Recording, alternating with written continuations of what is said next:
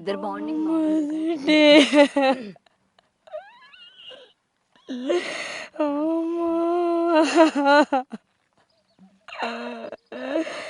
City నా కొడుక్కి బిడ్డని తన్నదమ్మా.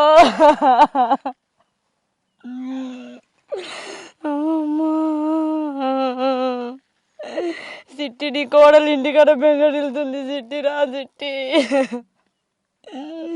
ఊక నీ రూమ్లో పోయి పెడుతుంది సిట్టి నిన్ను.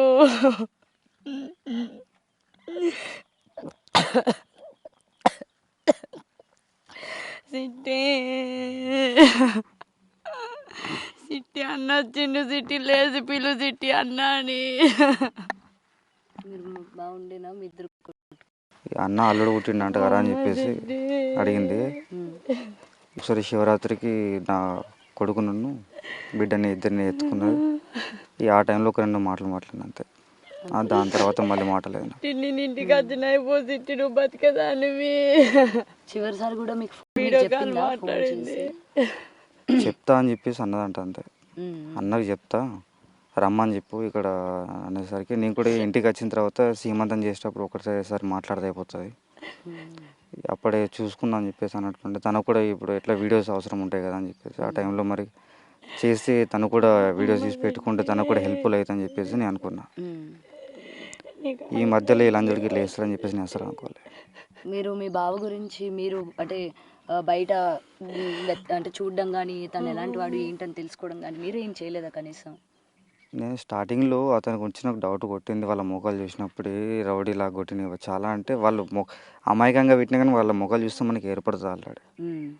వాళ్ళ అమ్మ మాటలు చూస్తే వాళ్ళ మాటలు చూస్తే చాలా నాకు ముందే అర్థమైపోయింది వాళ్ళకి ఇవ్వద్దు అని చెప్పేసి అర్థమైపోయింది. కానీ నేను లేని టైం చూసి వాళ్ళందరూ ట్రాప్ చేసి మా తమ్ముళ్ళు లేని టైం చూసి మా నాన్న అమాయకులు అని చెప్పేసి, మా చెల్లి కూడా చాలా అమాయకురాలు కాబట్టి చచ్చిపోతా అని చెప్పేసి విషం తాగి అద్దాగి ఇద్దాగి అట్లా వేసి ఇట్లా వేసి వాళ్ళ వడగొట్టుకొని ఆఖరికి వస్తే ఒప్పించుకొని మరి పెళ్లి చేసుకున్నాడు. మీకు ఇష్టం లేదు? నాకు ఇష్టం లేదు. నేను 2-3 నెలల దాకా 2-3 నెలల దాకా మాట్లాడాలి. నేను కూడా చెల్లె మీద ఫస్ట్ నాతో మాట్లాడకపో నేను మాట్లాడతాను చెప్పి ట్రై చేసిన. ఇట్లా చేసిన అని చెప్పేసి ఆ టైంలో కూడా నాకు కోపం ఉండే, చెప్పకుండా చేసుకున్నాను చెప్పేసి. నేను ఏమనుకున్నా మాట్లాడకపోతే నా చెల్లె కాదా, తనకు నేను ఏం చేయకపోతే ఎట్లుంటుంది, తన పెళ్ళైనా గ్రాండ్గా చేసి నేను అత్తారింటికి ఘనంగా పంపిస్తా అని చెప్పేసి అనుకున్నా. ఆ పెళ్ళి చూడలే, నా కల్లారా నా చెల్లె పెళ్ళి చూడలే. లాస్ట్ ఒక బర్త్డే చేసిన అంతే తనది, అది కూడా చిన్నగా. మళ్ళీ వచ్చినప్పుడు మళ్ళీ గ్రాండ్గా చేస్తుంది అమ్మ అని చెప్పేసి అన్న. ఈ సంవత్సరం రాఖీ కూడా కట్టించుకోవాలి దాంతో. కట్టించుకోలేదు రాలా? ఏ పండుగ కూడా తనతో కలిసి చేసుకోలేము. లాస్ట్ ఇయర్ మేము అక్కడ హైదరాబాద్లో ఉండడంతో కుదరలేదు నాకు మొత్తానికి. అక్కడ వాళ్ళ అన్నదమ్ములు ఉన్నారు, ఇక్కడ మా చెల్లి ఉండే, అక్కడ నాగిపోవాల్సి వచ్చింది. మాటలు బాగుంటే చెల్లెనే వచ్చి కట్టేది కావచ్చు, లేకపోతే నేనే వచ్చేవాడిని కావచ్చు. ఒకటే రోజులో 2 చోట్ల ఉండలేం కదా మనం. అదే ఇంకా మీతో లాస్ట్ మాట్లాడింది కూడా అదే ఇంకంతే? లేదు, మాట్లాడింది లేదు. ఏం లేదు. మీ బావ మాట్లాడినాడు మీతో ఎప్పుడైనా? అప్పుడు ఏదో నేను మాట్లాడిస్తే మాట్లాడేవాడు. అతనికి ఎంతైనా కానీ బావ కాబట్టి తప్పదు, మనం చెల్లెని చేసుకున్నప్పటికీ మంచిగా చూసుకోవాలని చెప్పేసి నేను వచ్చినప్పుడల్లా బయటకు తీసుకెళ్తుంటే మంచిగా కూల్ డ్రింక్స్ తాగిపిస్తుంటే ఏమైనా తినిపిస్తుంటే మాట్లాడుతుంటే మంచిగా కూర్చోబెట్టి ఇట్లా బావ మా చెల్లె కొంచెం అమాయకురాలు, ఏమన్నా కానీ పట్టించుకోకు, ఏమైనా ఉంటే మాకు చెప్పు, చిన్న చిన్న విషయాలు కాడ పెద్ద పెద్ద విషయాలు కాడ నేను చూస్తున్నాను కొంచెం మంచోని అని చెప్పేసి అతన్ని చాలా మంచోనిలాగా చూసిన.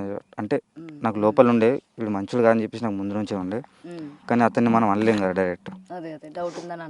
మంచిగా చూసుకో బావ అని చెప్పేసి, నువ్వు మంచిగా ఉండాలి, మా చెల్లె మంచిగా ఉండాలి, ఇంకా మీకు ఏం అవసరం ఉన్నా మమ్మల్ని అడగండి, అంతేగాని మీరు ఎటువంటి నిర్ణయాలు తీసుకోకూడదు, ఎటువంటి చిన్న చిన్న గొడవలు కూడా పెట్టుకోకండి, మీకు ఏం బాధ అనిపించినా నాతో చెప్పండి చెప్పేసి వచ్చినప్పుడల్లా చెప్పేది నా అతనికి. అప్పుడప్పుడు కూడా అతనికి ఫోన్ చేసి కూడా మంచిగా మాట్లాడుతుంటే, మంచిగా మాట్లాడి బాగా మంచిగా ఉన్నారా, మరి తిన్నారా, ఎలా ఉన్నారు, గొడవలు అవుతున్నట్టు కూడా ఏం తెలియదు అయితే. ఎందుకంటే మీ అమ్మగారు చెప్పడం జరిగింది, అత్తవారింటికి వెళ్ళినప్పుడు కూడా తన్ని కారం వేయడం కొట్టడం ఏం చెప్పలే. నా చెల్లె విషయంలో దాని పెళ్ళైనప్పటి నుంచి చచ్చిపోయే వరకు నాకు ఏది కూడా క్లారిటీగా తెలియదు. ఒక్క విషయం కూడా మా ఇంట్లో వాళ్ళు కానీ మా చెల్లె కానీ బయట వాళ్ళు కానీ ఎవరు చెప్పలేరు నాకు మొత్తానికి. మరి ఎందుకు దాచిపెట్టిరో ఎందుకు నాకు కూడా తెలియదు. కానీ బహుశా మీకు నచ్చదని చెప్పి ఎందుకులే మళ్ళీ ఇలా జరుగుతున్నాయి మీరు బాధపడతారని ఏమైనా చెప్పలేదంటే నేను బాధపడతానో లేకపోతే జరగనివ్వనని చెప్పేసి మరి ఇక అలా కావచ్చు అని వీనికి బంగారు చైన్ చేపిస్తే మా చెల్లె కూడా ఖాళీగా ఉండొద్దని చెప్పేసి అప్పు తీసుకొచ్చి మరి చేయించినాం, సంఘాలు తీసుకొచ్చి చేయించినాం. వీళ్ళ అమ్మ దేక్తలేదు, అరే మమ్మల్ని బావ మమ్మల్ని మా అమ్మ దేక్తలేదు, తిడుతుంది, బెదిరిస్తుంది, నాకు ఆస్తి ఇవ్వ అంటుంది, ఉన్న ఒక చిన్న ఇల్లు కూడా ఇవ్వ అని చెప్పేసి అంటుంది. నా అన్నదమ్ములు ఇద్దరికి సపరేట్ ఇల్లు కట్టించి ఇచ్చింది, నాకు మాత్రం ఇవ్వలేదు బావ అని చెప్పేసి అంటే మా అమ్మతో మాట్లాడి చేసి మరి ఎట్లా అంటమ్మా మరి అక్కడ ఉంటారా ఇక్కడ ఉంటారా పోరి మరి పంచాయతీ అంటే పెట్టు. నేను చెప్పిన మళ్ళీ పంచాయతీ పెట్టండి ఒకసారి ఎందుకన్నా మంచిది, కులంతో మాట్లాడకుండా చేయకుండా పెళ్లి చేశారు కదా, రేపు పొద్దున ఏం జరిగినా కానీ వాళ్ళు ఏం పట్టించుకోరు చేయరు, ఇటువంటి జరుగుతాయి అమ్మా అని చెప్పేసి నేను ముందే చెప్పిన. కూడా చచ్చిపోవచ్చు సంపాదించుకోవడం అని చెప్పేసి నేను ముందే చెప్పిన. ఇటువంటివి ఉన్నాయని చెప్పేసి చెప్పాము కూడా వీళ్ళు నాకు చెప్పకుండా చేయకుండా పట్టించుకోకుండా ఇవన్నీ చేసి అక్కడికి వచ్చి ఇక్కడికి వచ్చారు. మరి అక్కడ లేదు ఇల్లు నాకు సొంతంగా, నాకు మా అమ్మ ఇస్తలే అని చెప్పేసి గొడవ పెట్టుకున్నప్పటికీ చూడండి మరి ఎక్కడన్నా దొరికితే తీసుకోరు, ల్యాండ్ ఏమన్నా గుంటనో 2 గుంటలు ఉంటే తీసుకోరు, పైసలు లేకపోతే ఎక్కువ తీసుకోకూరు, ఒక గుంటలైనా కానీ వాళ్ళు ఇద్దరే కదా పడుతుంది, ఒక చిన్న ఇల్లు అన్నా పడుతుంది దాంట్లో వాళ్ళు ఉండడానికి, 3-4 రూమ్లో పడుతాయి చిన్న చిన్న అన్న, ఫస్ట్ 2nd ఫ్లోర్లో వేసుకోవచ్చు. లేకపోతే దాని తర్వాత వాళ్ళు ఉన్నప్పటికీ సంపాదించుకున్నప్పటికీ మంచిగా కొనుక్కుంటారు తీసుకుంటారు వాళ్ళే కూడా పెట్టుకుంటారు అని చెప్పేసి ఎన్నో మాటలు చెప్పిన.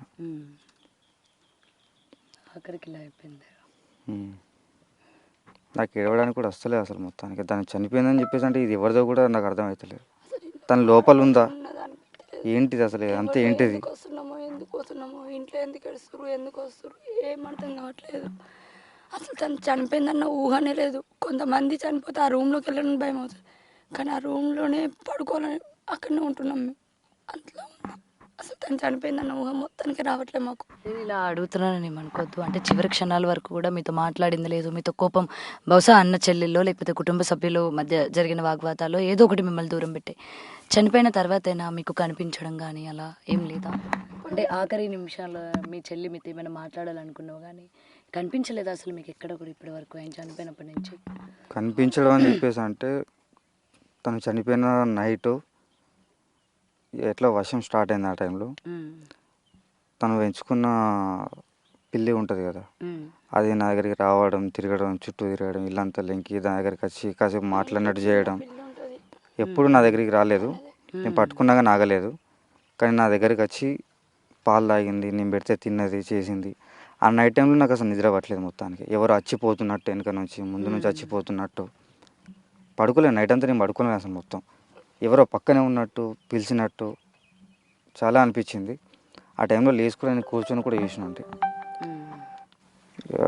కళ్ళకైతే కనిపించలేదు నాకు. పడుకుంటుంటే తనే మా ఇంట్లో ఉందేమో, చిట్టి మాతో చిట్టితో మాట్లాడాలి అనిపించు గజ్జలస అంటే తను మా ఇంట్లో నడుస్తున్నట్టు అట్లా అనిపించింది మాకు. తను ఏదో భయంకరంగా అట్లా ఇప్పటివరకు ఏం లేదు అసలు, తను నీడ కనిపించలేదు, ఏం కనిపించట్లేదు, రామ్మని పిలిచినా రావట్లేదు మన దగ్గరికి. ఏదో ఒక గాలిలాగా వచ్చి మాతో ఏదో చెప్పాలి అనుకున్నట్టు అయితే నాకు అనిపించింది, కానీ చెప్పలేదు.